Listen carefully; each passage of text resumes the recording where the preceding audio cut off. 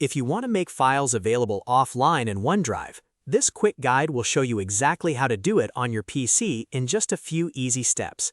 This is super useful if you need access to important documents, photos, or folders when you do not have an internet connection. It also helps you keep certain files downloaded on your device so they are always ready whenever you need them. If this video helps, make sure to hit the like button and subscribe for more helpful tutorials like this. Now, let's get into it. First, open File Explorer on your computer. You can usually do this from the taskbar or by searching for File Explorer in the Start menu. Once File Explorer opens, look for your Microsoft OneDrive folder. This is the folder where your OneDrive files are stored and synced on your PC. Open that folder so you can see the files and folders you want to keep offline. Now, find the specific file or folder that you want to access without internet. Right-click on it to open the menu of options.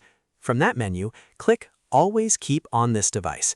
This tells OneDrive that you want the selected item to stay downloaded on your computer instead of being available only online. After you click it, OneDrive will start saving the file or folder locally on your device. You may need to wait a moment while it finishes syncing. Once the process is complete, look for the green checkmark icon next to the file or folder.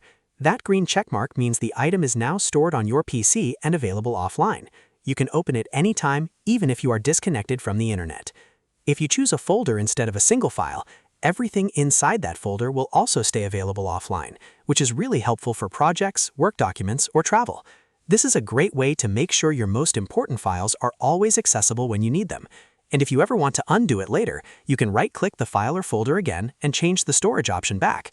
So to recap, open File Explorer, go to your OneDrive folder, right-click the file or folder, choose Always Keep on this device, and wait for the green checkmark to appear.